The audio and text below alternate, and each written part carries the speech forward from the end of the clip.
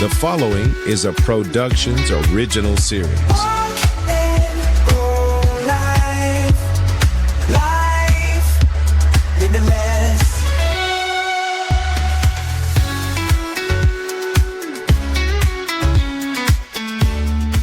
Hello and welcome to Walk and Roll Live. I'm Doug Vincent, joined by Addie Rich. Our podcast is dedicated to amplifying the voices of the disability community.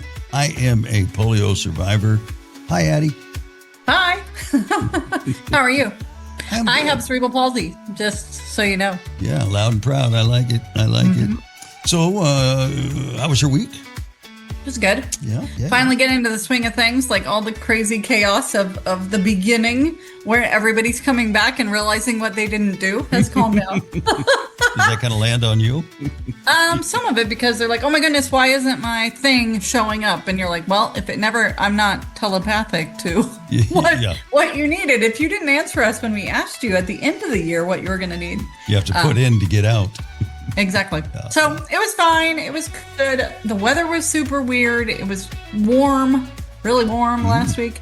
It's cold it's supposed to be cold this week, but I'm literally like a little nervous as to why it's 70 in the beginning of January. Yeah. So not typical. No. Yeah. January is when we get snow. So the fact that it is like a California summer day is not common. And the changes up, down, for the last few weeks you've been talking about whiplash. It's cooled off and warmed up. Yeah, I can't put any clothes away this year. I'm like, you're really messing with my wardrobe storage, because every time I'm like, okay, I'm gonna put it away. I'm like, oh nope, not gonna put it away. So I am nervous too for how warm it is right now. What is summer gonna be like? Literally, are we gonna bake ourselves? Sometimes those things kind of correlate. Oh yeah. Yeah. So if it's this warm, then it means it'll be like extra warm and summer. Warm summer. Yeah. Exactly. Yeah. Here it's we've had quite a bit of rain. We usually don't get rain till really February. And it's not that much. The first 7 or 8 years I lived here was a drought. I'm not talking a deep drought. If it rained one day a year, that's like a zero-scape drought. Yes, exactly. And the last 3 or 4 or 5 years, we've had some pretty, obviously for this area, significant rain. But people that live where it rains would laugh. 7.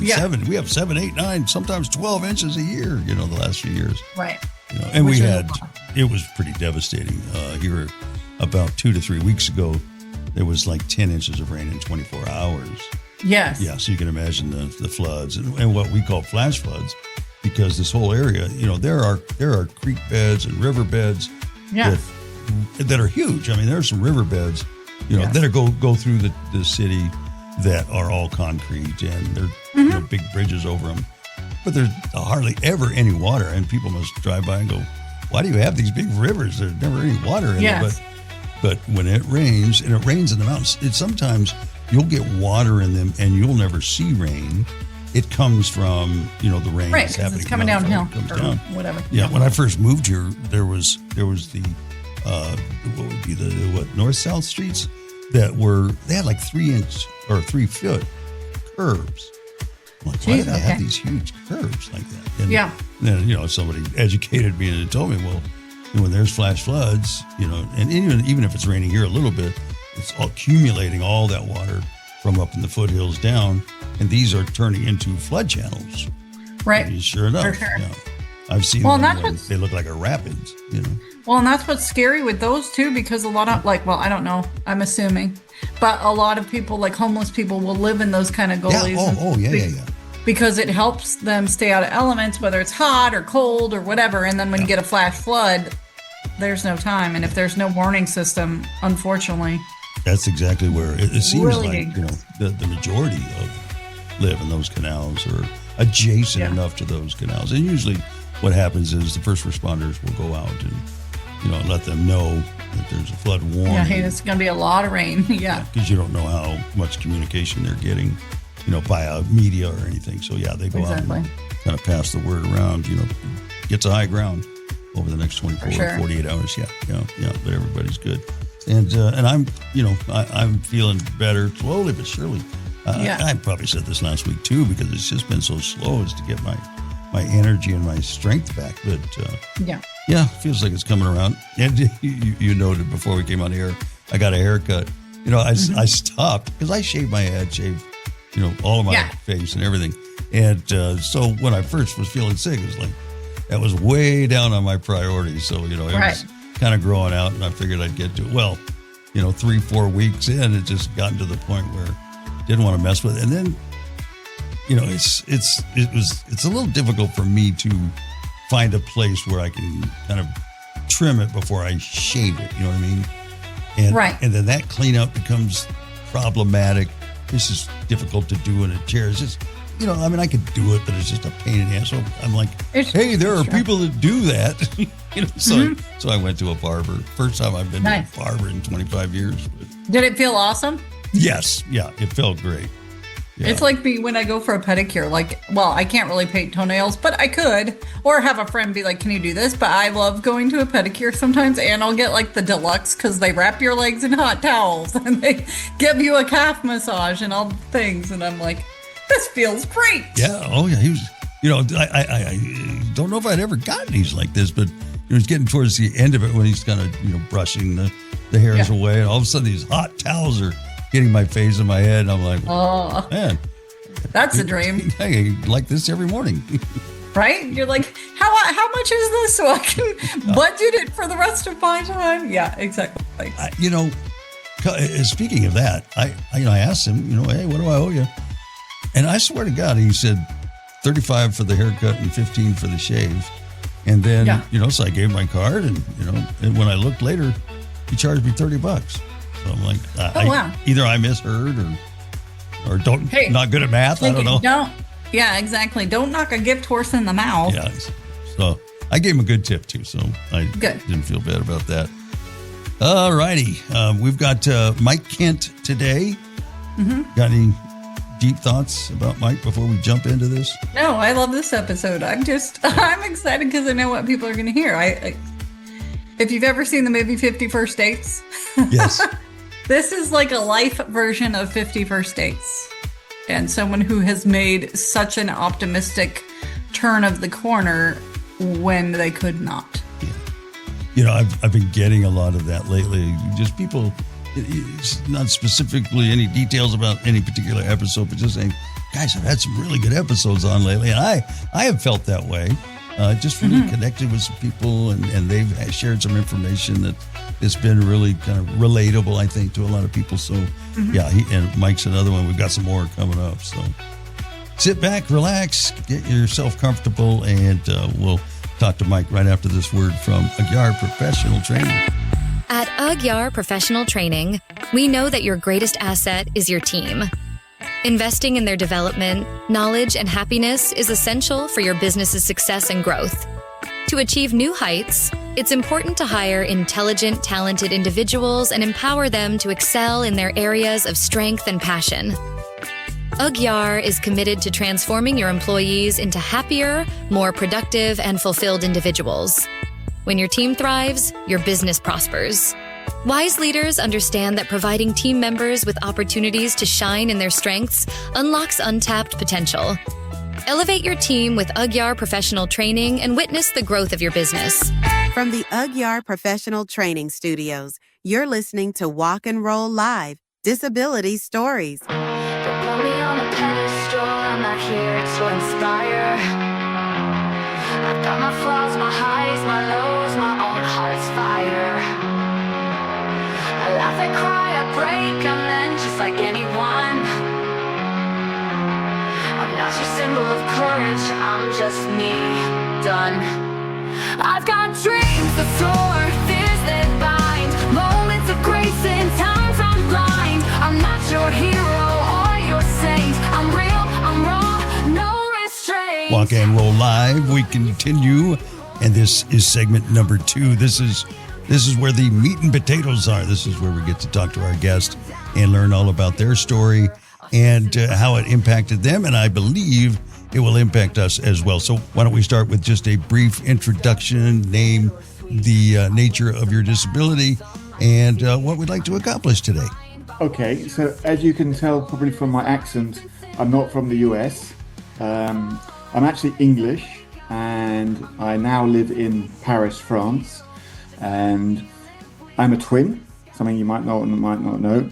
And what happened to me 6 years ago, I'd landed my dream job in Boston, of all places, and came back to Paris to have a third of 3 operations on my nose following a martial arts incident.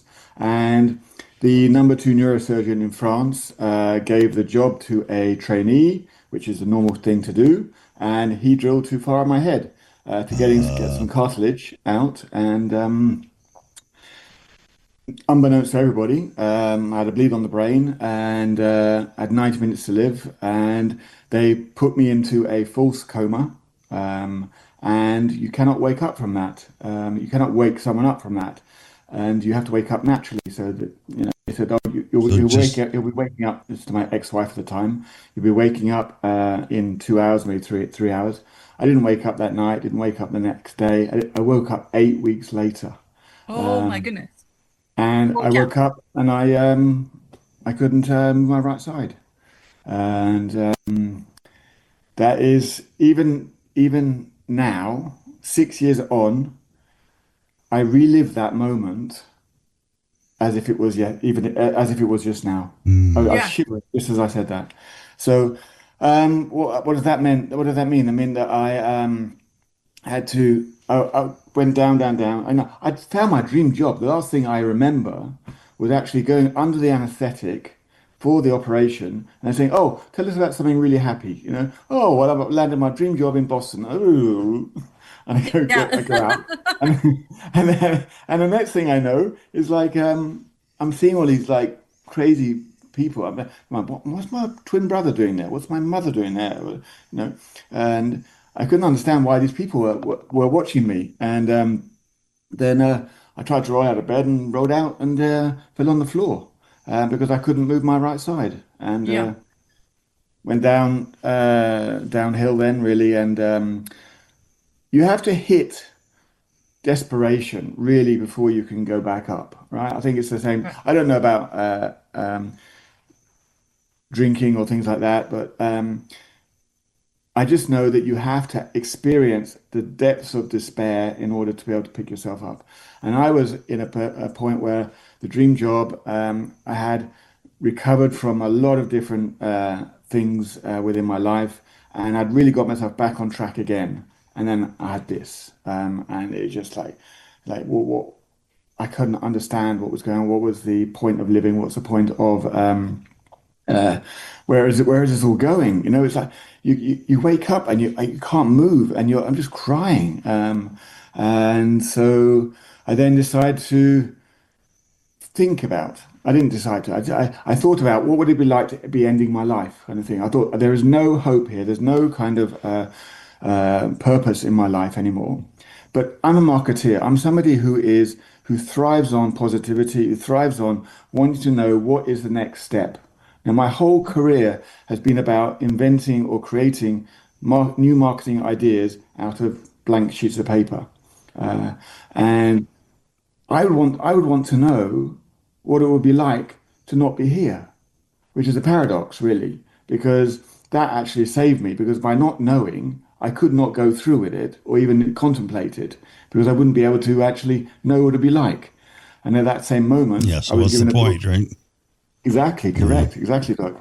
And then I was given a book which was called by Jeff Thomas, the Awakening, by my brother, and that was all about the present moment. And it could not have been at the most opportune time for me was the ability to actually just believe in where I am now, the present moment. What has happened in the past has happened in the past. I can't change that, and I can't do anything about that. So don't even worry about it. And the future is not yet written, and the future was written on what you do today. Yeah. And therefore, concentrate about today. And that was that. And since then, I picked myself up, got myself together. A lot of hard work, and well, let's talk about that a little bit right now.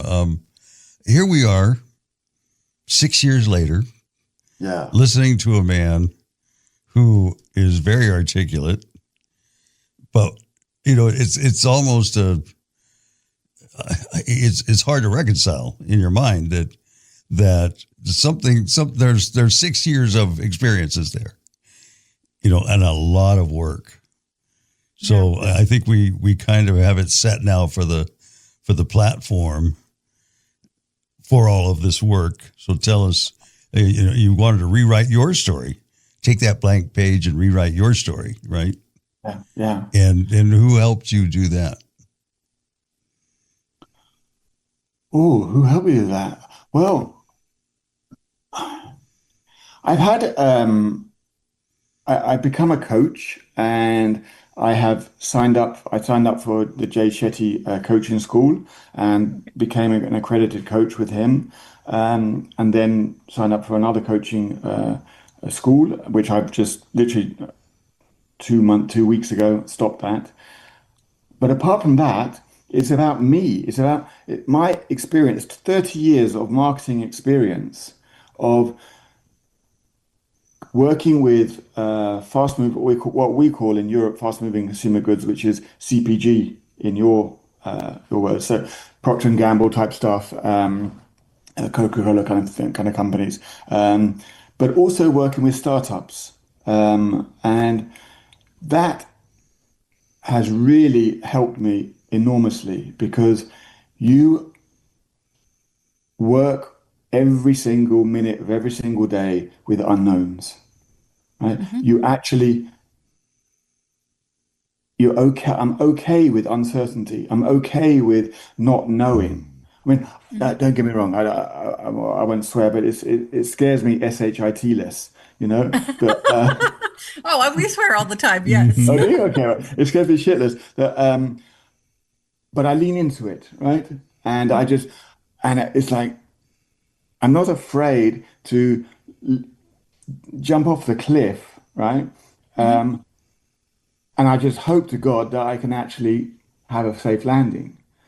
And it always has been. There's always been good that comes out of bad. There's always right that comes out of wrong. There's always right that comes out of left. And that's been instilled in me from the get-go. And I think one of the other things, Doug, is that with the stroke that I had, the hemorrhagic stroke, the guy went into my brain, and that part of the memory has been affected. So I actually don't have an ability to recall what I said to somebody 4 hours ago. Yeah, it's gone. It's gone, right? If I try really hard, I can try and remember it, right? And I could probably remember a good chunk of it, but I can't do it like that. Yeah. Right? You got to etch a sketch. They changed your brain for an etch a sketch. Well, I think I did. It's a good idea. Yeah, exactly. But there you go. But frankly, it's like the funny thing is when you're with a coach, being a coach, is that you are actually. I'm so in the present moment that I give 100% to the people I talk to. But if I was to then have another call a week later, I have to relearn or reread or kind of like go through all of the material again and refresh my mind. I can't just bring it back up. And so there's a lot of work to do that. And that's the tiring part of it. But admirable though. It's what it is, It is what it is. Yeah. I am the universal. I always talk about the universe, and nothing is an accident. And it's funny that we're sitting here together, because one of the side things I do is coaching, and my coaching is called the Plot Twist Society. And it's always about what happens when you get kicked in the plot twist. Like, how do you recover? Like, what skill do you learn? Or what can I teach you about being resilient to help you kind of employ that in your life? So I kind of love that the universe like set you up with all this life experience and said, okay, now we've got you in this framework. Now we're going to take you away and give you your real mission and send you on your way. I mean, not that we all are like, yes, I'm so happy for that. Addy, in all seriousness, right? Yeah. Yes. Living outside of your comfort zone all of the time, every single minute of the day, is freaking seriously frightening. Seriously, Hmm. it's like exhausting.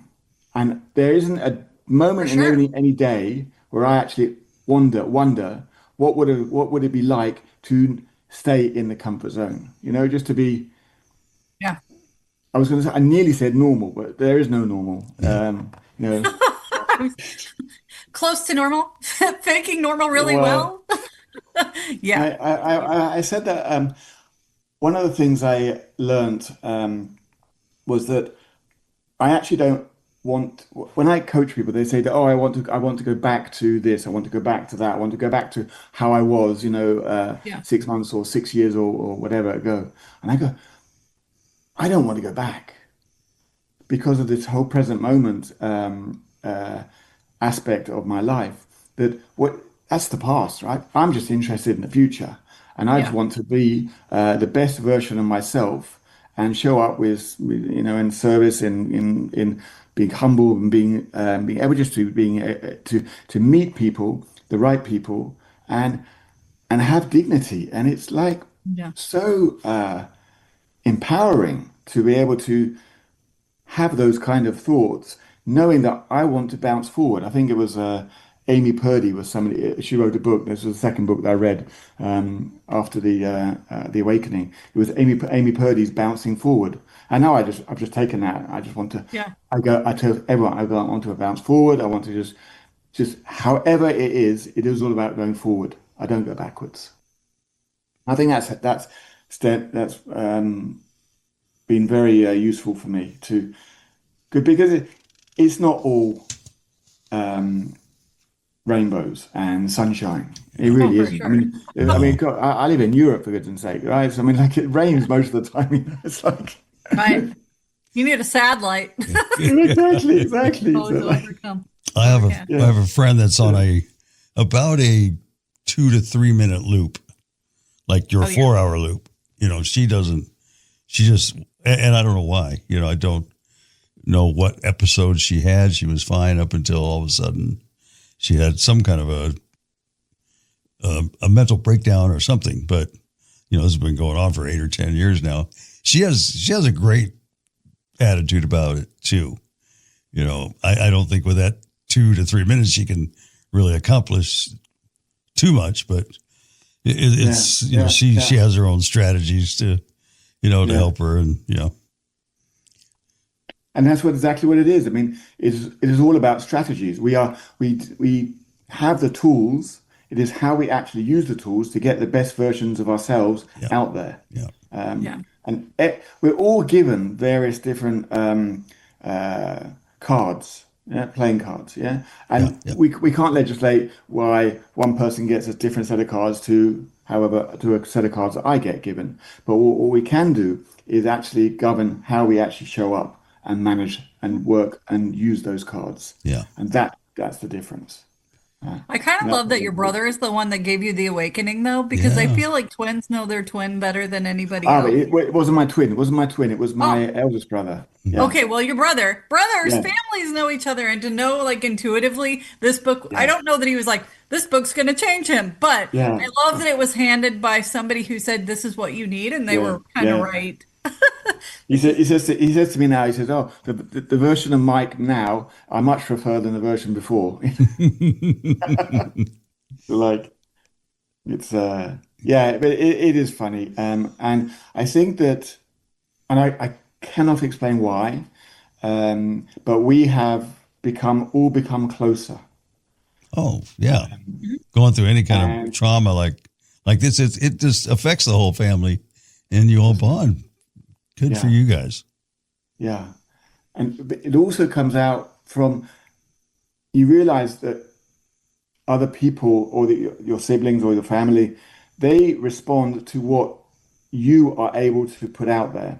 So if you Mhm. don't actually put out, or whatever you put out is not correct, and before the trauma or the stroke, I perhaps wasn't as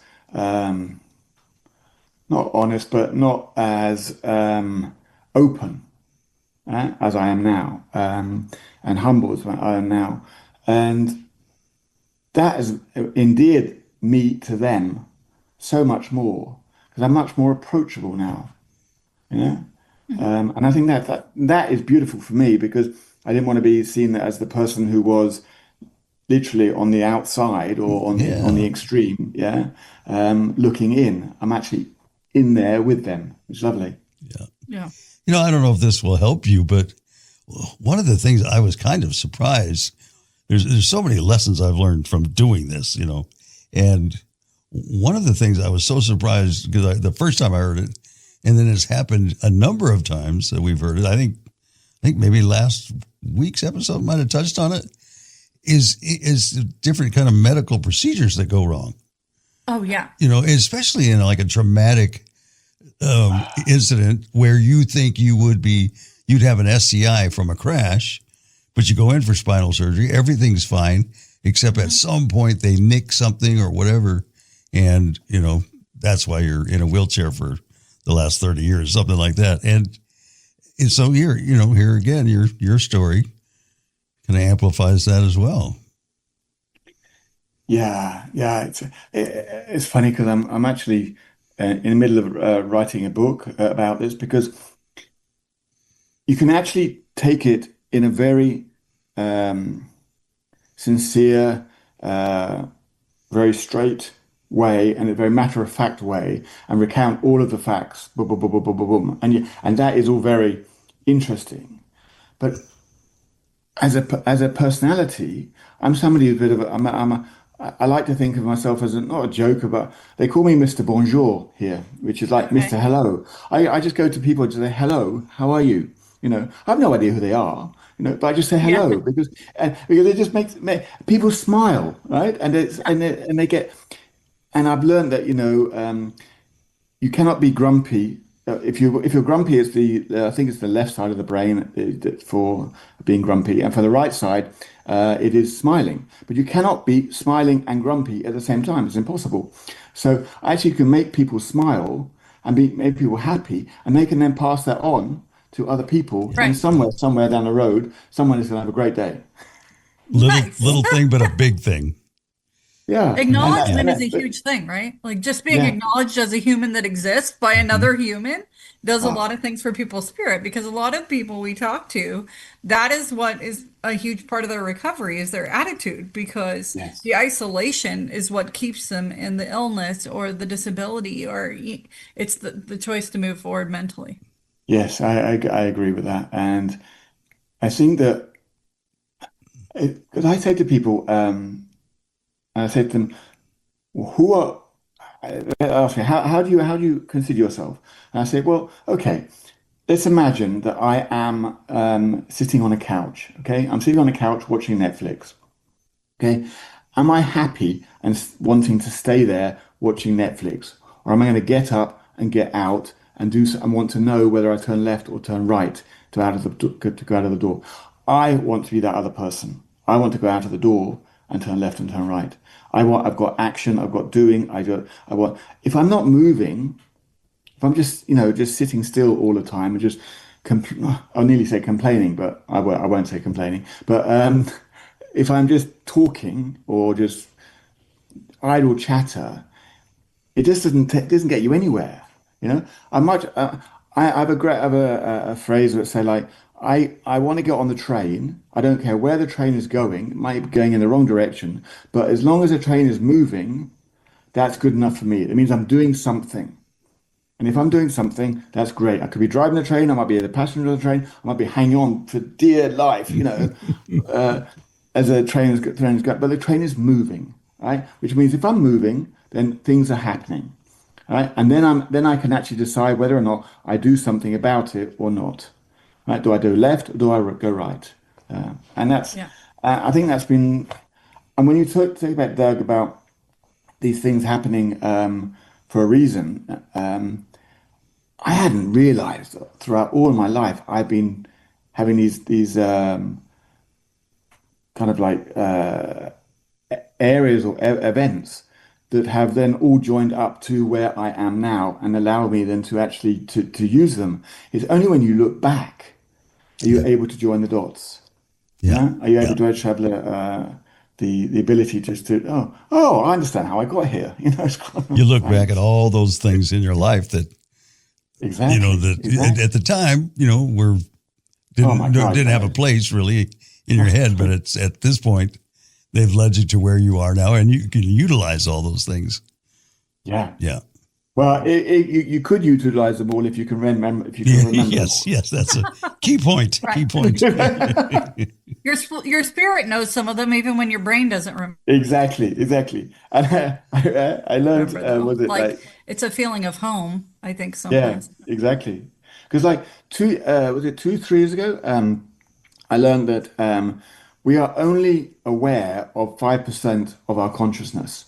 Right? There's 95% of our consciousness that is just going unaware. Yeah. So our brains and our eyes, our ears are hearing and seeing so many different things, but they're not registering because we haven't got the capacity.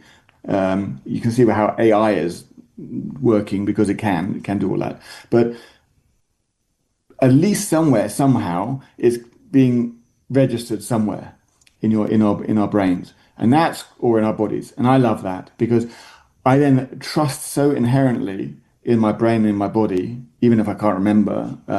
I can make a joke of it, and I can laugh about it, and I can even take humor into laughing at myself as a means to actually get over a difficult area, a different point.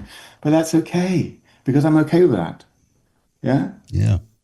Whereas before Yep. I wasn't. Yeah. Before I'd be very, very conscious of what other people would be saying about me or how they would be saying what they'd be saying, and so I wonder at some level too, it's not so much that you don't remember it, but you can't access it.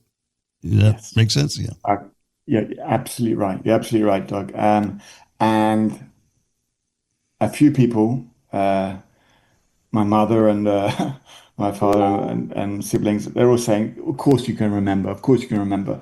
And it's actually easier for me to say I can't remember, but I think well done. Yes, I don't. I'm not able to access it. Yeah. Yeah, or I can access it, but I don't have the capability of actually translating that into something that I can actually use or is digestible or that I can realize. Yeah. I don't know. I fall asleep when I go into any kind of like deep kind of a state of learning because it's too much for me. I'm very much a horizontal person rather than a vertical person. So how much of your recovery was just kind of a bit of a waiting game, just waiting for your brain to heal to the point, it was at its maximum that it was going to get to? Yeah, I'm still healing. They said to me in the rehab rehab hospital, that you won't see any more progression for after 6 months, and I'm still having physio 3 times a week, and after that physio, I can move my arm and I can move my leg, and my own perception of what is happening with me is so much more acute than what I was thinking about before. So when I'm looking at different road surfaces, just walking from a road onto a pavement, onto grass, onto into a puddle of water, onto a road again, that's a huge, complicated set of circumstances that I need to navigate in real time. And okay, I walk a little bit slower, but I have to still process it at the same time. So I know that 2 years ago, my processing power was slower than what it is now, but it's nowhere near perfect. And I don't want to bet perfect. Progress is everything I'm looking for, but this journey that I'm on is very much there is no destination. The destination is the journey, right? Whatever happens in 5 years, in 10 years, in 20 years, I hope many, many years to come, will continue on this transformation journey that I'm on.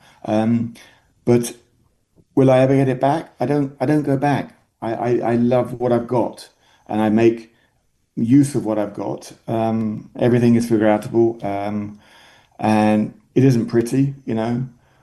I go swimming every other day, and I started 2 years ago, and I couldn't swim.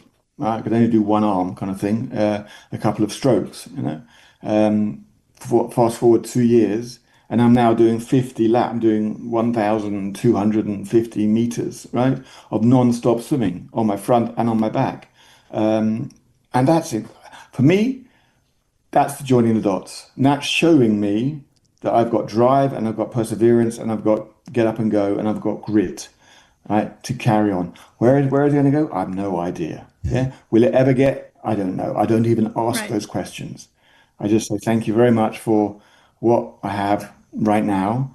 And because I can't remember what I had like a year ago, I'm happy with what I've got now. Yeah. And so if we were talking in a year's time, I would still be happy with what I have now, right? But I wouldn't know what I had before. Yeah.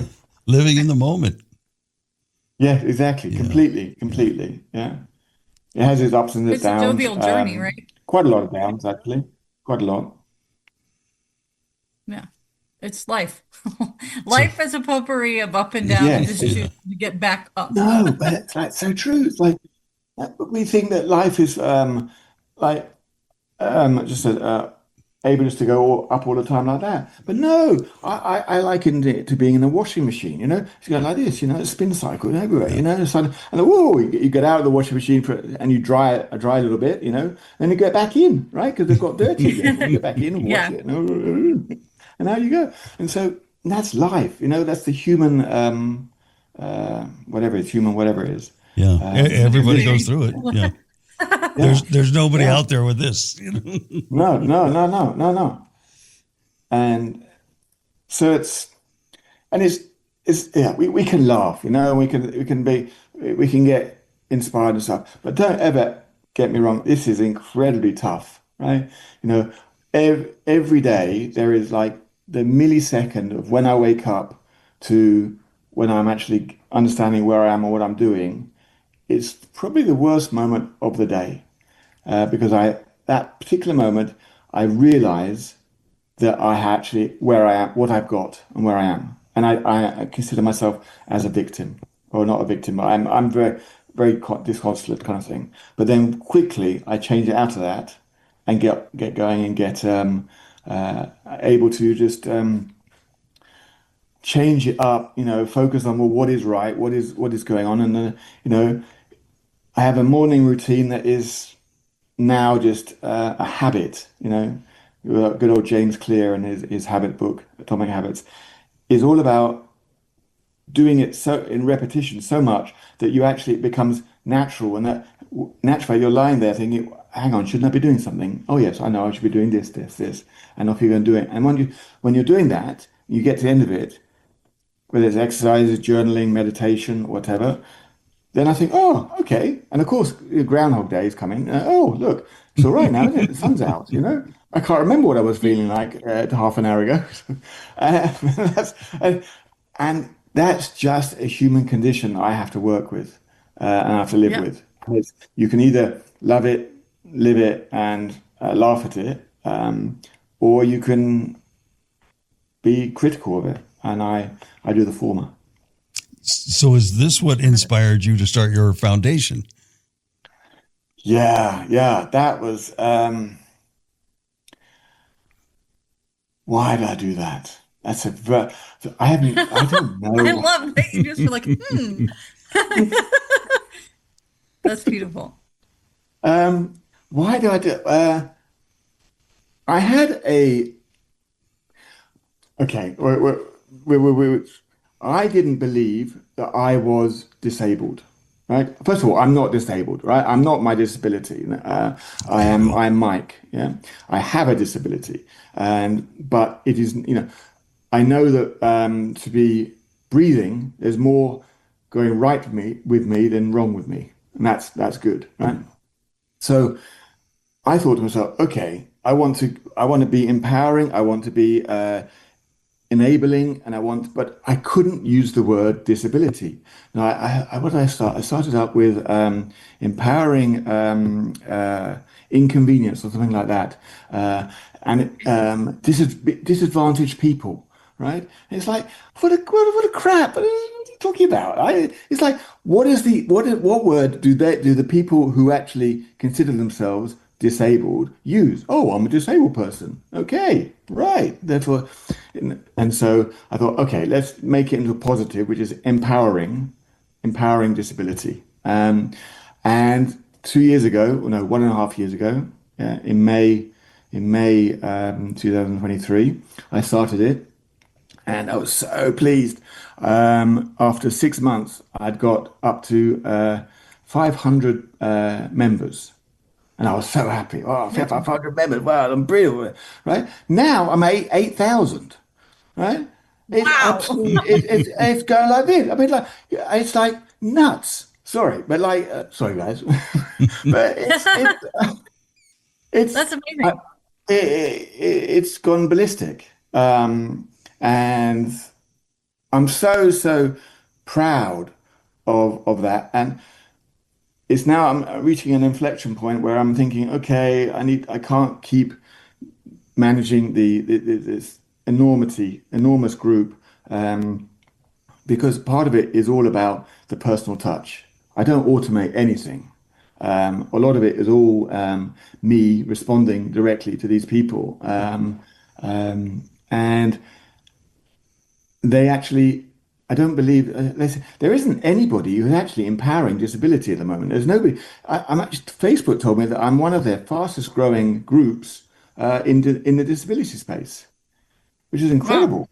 Well, I mean, like, I'll be honest with you, I didn't actually go in and ask them, oh, can you tell me where I am on that? And well, no, because that would then actually, well, no, you'll be 958, kind of thing. No, they just said you are one of the fastest growing, and like, I'll take that. Thank you very much. Lovely. Yeah.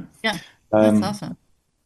So where I don't know where it's going to go. I think that I want to go um, around the world, and I want to do live um, events.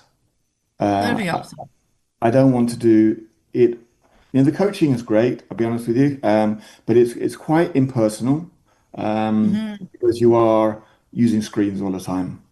And I think Yes. I'm Yeah. much.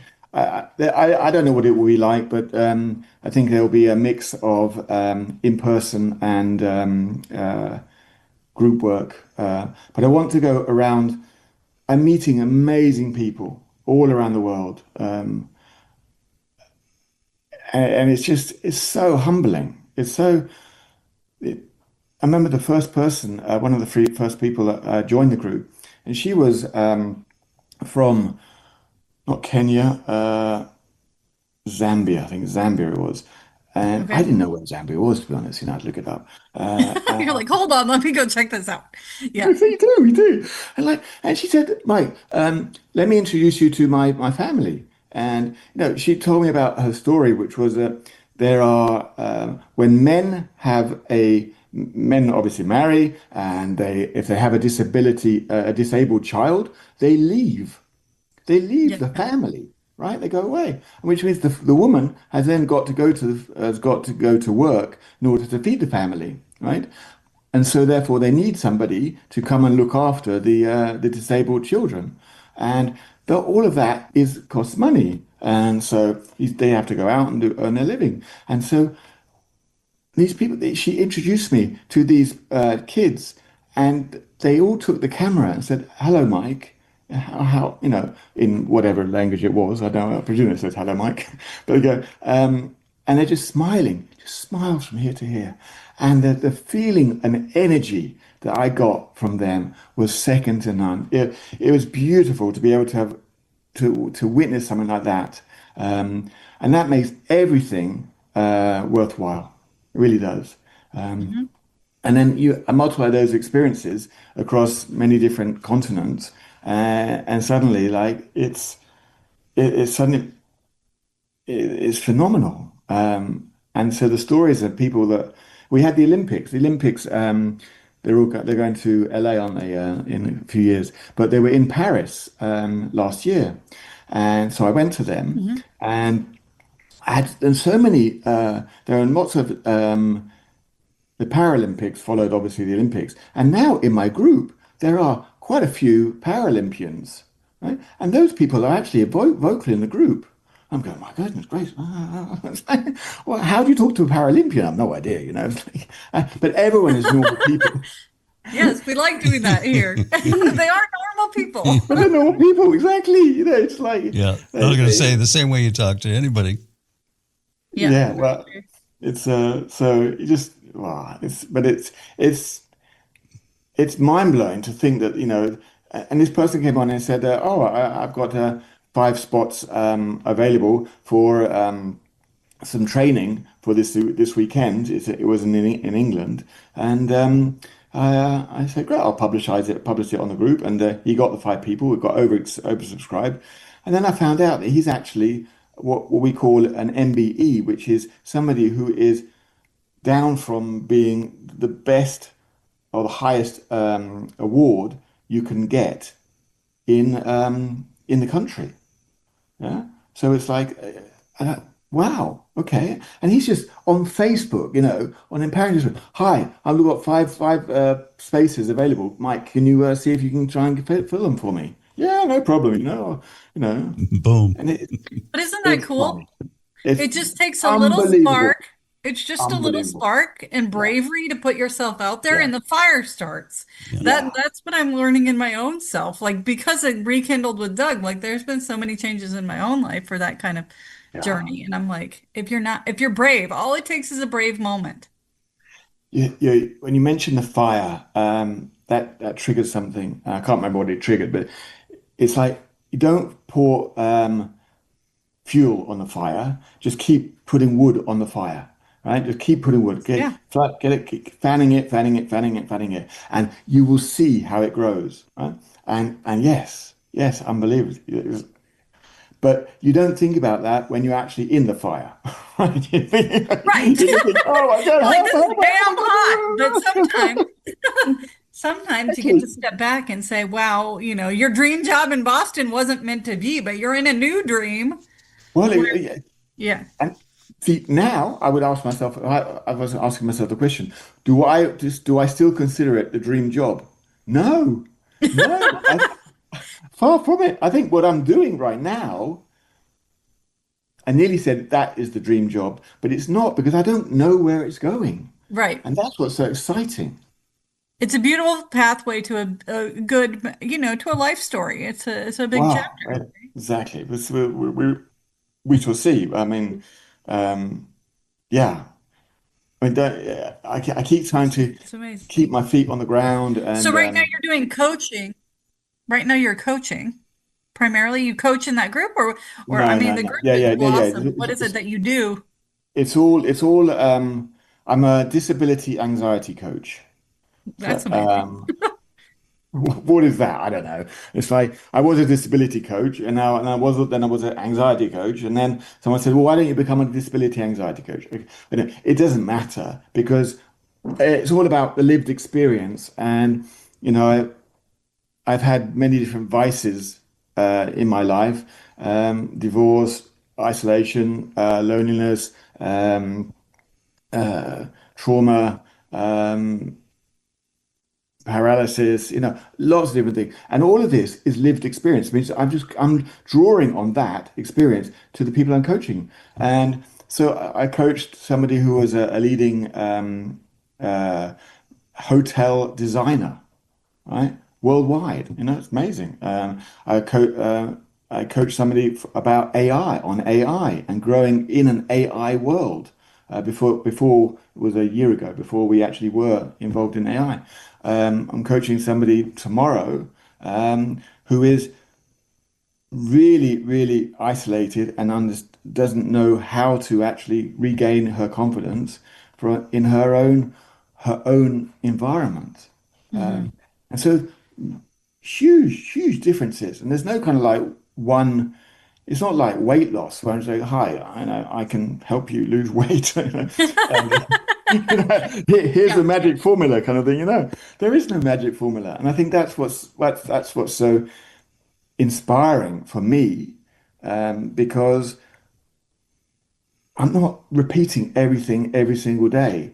Right. Every day is like Groundhog Day. Every day is a new opportunity. Every day, every person who I coach, or even that, they're all coming from the group, right? And it's just I think I'm getting more into, actually, which is not very good. The idea of just actually being a coach for coach's sake was, I think, how I originally set out. But now there's a whole compassionate part of it, and a whole element that is about enjoying the ability to help people in their own environment just move up to the next level, whatever that is. And it's not about remuneration. It's not about help payment or whatever. It's just about seeing the light and brilliance in their own eyes, and the smile and their joy. It's priceless. And whether they're from Africa, or they're from Western Australia, or they're from LA, it's just hugely empowering and motivating, for me, and inspiring for me. So it's something that I've always said, that it's important that it's a two-way street. I need to be inspired as well as inspire people. And Right. I think now I'm gonna have to change that phrase, because I'm being inspired by so many people at the moment. Uh, and I think it's just, we don't have this disability is such a hidden concept to me. We are These people are coming out from the woodwork. To get from, like, 8,000 people in a 1.5 years, 2 years, or whatever, is unbelievable. But that's just the tip of the iceberg.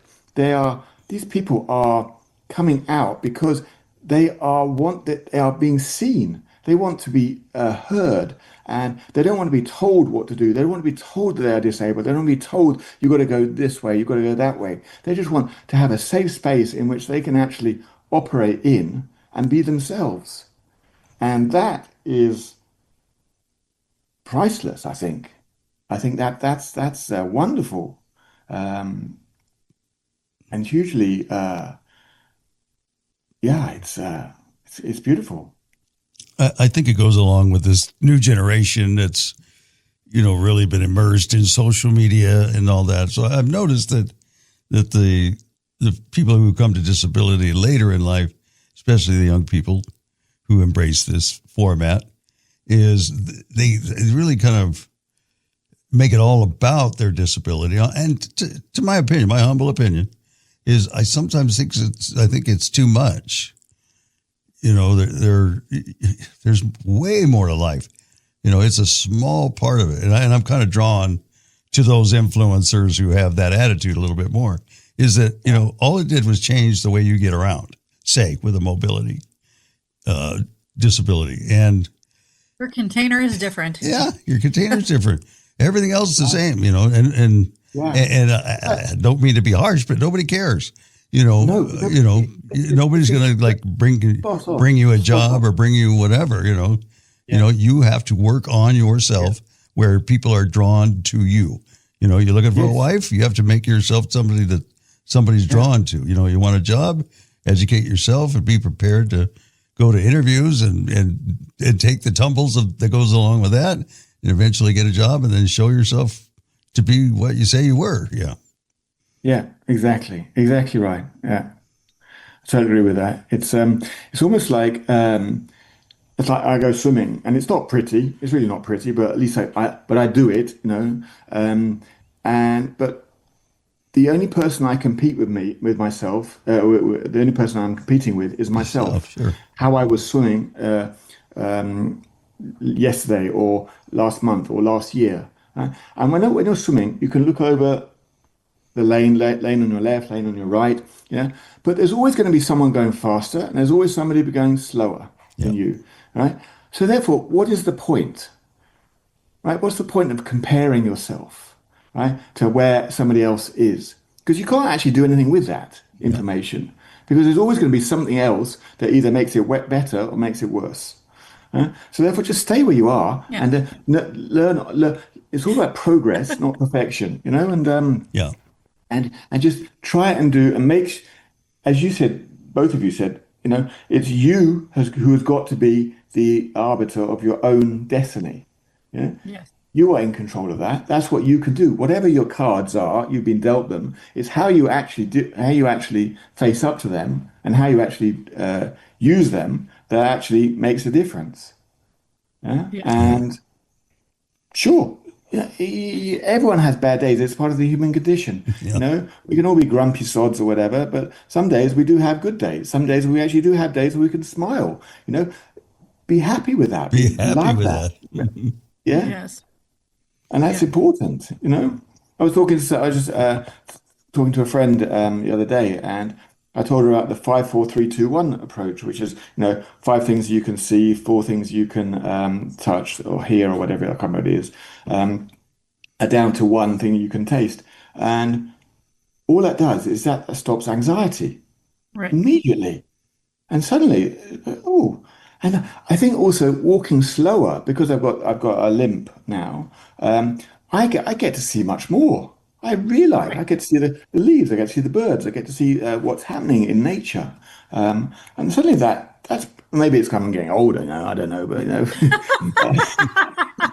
always got to factor that in. It's a combination. So what? So what? It doesn't matter. Let's love it, live it, and love it.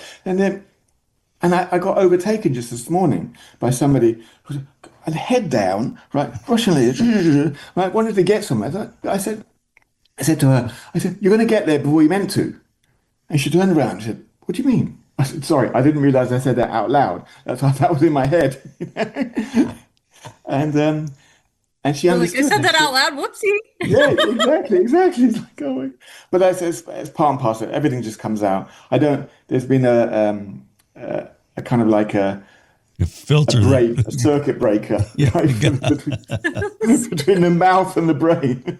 Hey, that's okay. You can use it as your excuse. I talk like that anyways, and I have no excuse. Yes, exactly. And frankly, it's interesting because those people who actually say it and smile at the same time get away with it. Yeah. So if people want to get involved with your stuff and they want to learn more about how to join your group or your coaching or those things, how do they find you? What is the group name, and then how do they get in touch with you? Okay, so the group name it's only on Facebook, and it's called Empowering Disability.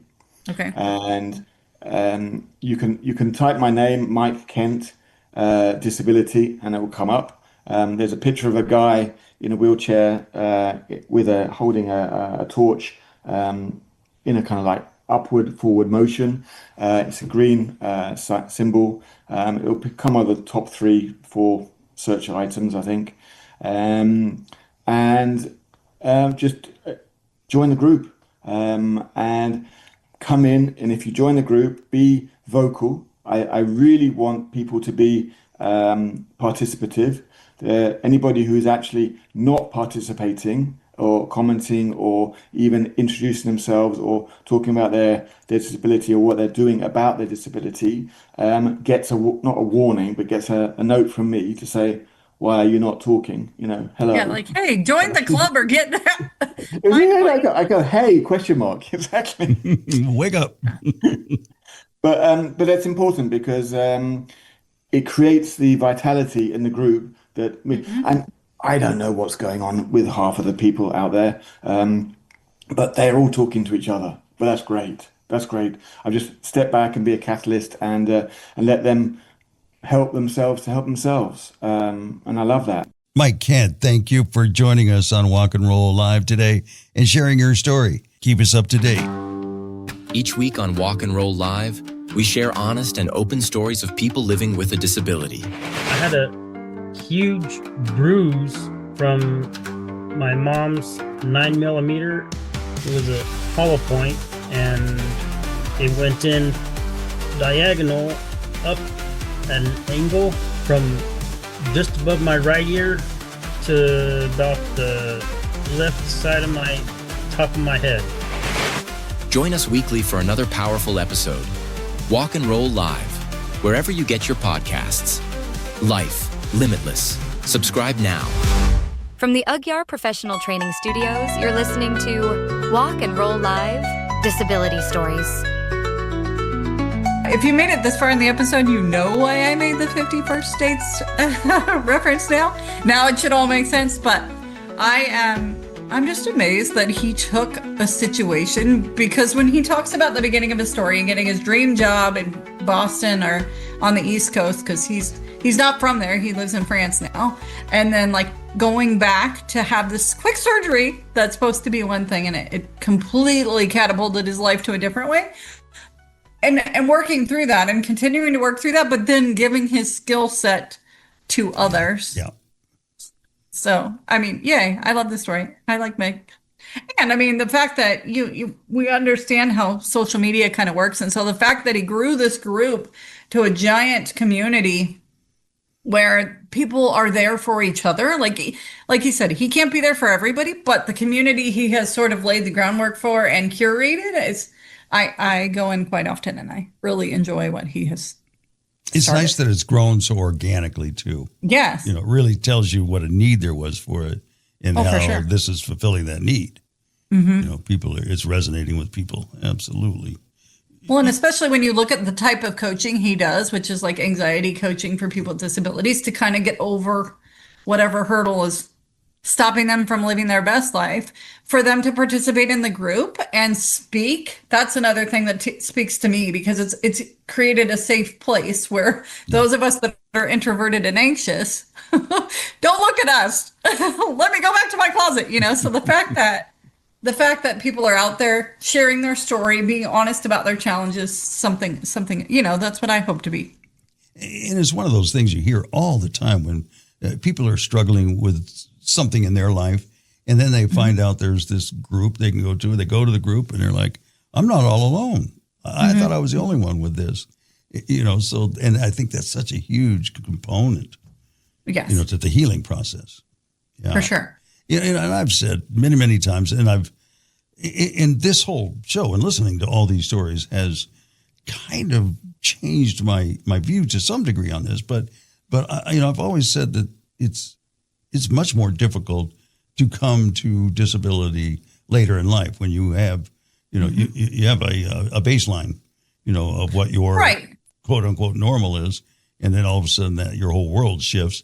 You know, and it's not so much the physical. The physical part of it generally heals fairly quickly. It is what it is, right? Yeah. It is what it is. And then the mental part, I think, is where most people have the biggest struggle. And I feel like, you know, you and I who have come to it very, very early or from the get-go, you know, we just grew up with it. So we don't really deal with that part of it. But I think we do. I think in different ways we all do. I mean that group of people that come to it, you know, very, very early in life, pre-memory, and they've just grown up with it. I don't think there isn't some thought about it. And you know, however, I think that it sounds weird, but not that we're comparing wounds, but I think it would be a deeper wound. If you let me drive and do all these things and then you just had a catastrophic accident that took it away. I mean, not that I'm not pissy about it sometimes, but it would be a different kind of pissy, right? Because I don't know the difference. Like whatever driving is in my head and it's not real. And I know that. Whereas if you've done it and then it's suddenly like, oh, bye. How do you? Yeah. It creates a whole different set of things. So in so many things, I don't know if it was that I was naive or, you know, optimistic or, you know, whatever you want to call it. I never thought those things were off the table for me. You know, as I was growing up, I never thought, you know, a lot of times when people are injured, especially mobility injury, I think, you know, they just think all those things are gone, jobs and family and all of those things. Well, I grew up, you know, with a mobility challenge, but never thought that those things were off the table to me. So like you say, I mean, it's different. Everything's a little different. And whether that was just me, you know, it's all I knew. So I grew up and I probably made the assumption that everybody that just grew up with it from the get-go was like me. That just thought they could do all these things, drive, you know, everything. So but I don't know. I don't know. That's why I love this show. I mean, can I say Yeah, that? exactly. Yeah, we love the show. We love the show. That's why I wanted to do it, because I know, all these stories are so complex and we can learn so much for them. So many times I think I've said before, it's like the education of Doug, and I'm enjoying it. And me. I'm all about it. 100% me. I own that. I own that. My LinkedIn story, like this last week, I've been trying to write every Saturday, and I write about this, about last week, about not necessarily trying to like hide it or step away from it, but not realizing the power of stepping into it. Yeah. And that you bringing me, the universe reconnecting us, and then you bringing me here has brought me to a whole new place about how I see myself and worthiness and all those things. You can't say it and not believe it for yourself. So, I don't want to be a bullshitter. So I've started to live it. Exactly. Right. Like in the beginning, I've just always been everybody's cheerleader, but realizing like, okay, you have to be your own cheerleader and sit here and say, this is me. So very interesting. I'll be forever indebted. And it's okay to be selfish a little bit and say, I'm part of this is I'm doing it for me. Yeah. Right. Yes. Yeah. Yes. And we want everybody to join it and do it for them. Exactly. All right. Enough of that cheerleading. So, anything else like looking forward? You got anything coming up, or any trips or seminars or? No, I mean, shortly. Oh, well, I don't want to spoil it because my sister may not want to say everything, but things have worked out for her. So the trip, there will be a trip in my future to help the sissy out. Good. But when she feels like I can say everything, I will. Good. It's always fun to have something to look forward to. So good. We got something to look forward to. What about you? Are there events, things? I know you've had to kind of lay off with your not feeling good. So yeah, just trying to get back. I'm getting back definitely to, just all the different meetings I go to and all that, and reconnecting with people. So yeah, that's been fun. I'm trying to think. It seems like there might be some things, but I'll keep them top of mind, and I'll write some notes down for next time. But I know, it's the new year, and I love the new year. I love the holidays, but I'm a kind of a routine person. So routines always or the holidays always kind of mess up those routines. Yeah. So, by the end of it, I'm like, okay, I love them, but the holidays got to be over. All right. So this part of the year, when you get back to your routine, that's my jam right there. So right. Yeah. So it feels good to get back to that. So yeah, starting to look forward to kind of the world opening up again. Won't be too long before it's spring, and then there'll be more activities during the summer. Right. Our community and all that. So yeah, looking forward to all that. Aye? Yeah. All right. Righty. Good to see you. Good to see you too. Like, subscribe, follow, tell your friends. Tell all your friends we can be their New Year's resolution to have a different perspective for 1 hour a week. If you're feeling magnanimous, did I say that right? Tell your enemies too. I don't know. So do that too. Everybody. Hey, listen to this podcast. They'll keep you entertained for at least an hour. Oh, goodness sakes. All right. I'm your host, Doug Vincent, along with Addie Rich. Good to see you from the Agyar Professional Training Studio. This has been Walk and Roll Live, Disability Stories, Life Limitless. Walk and roll life.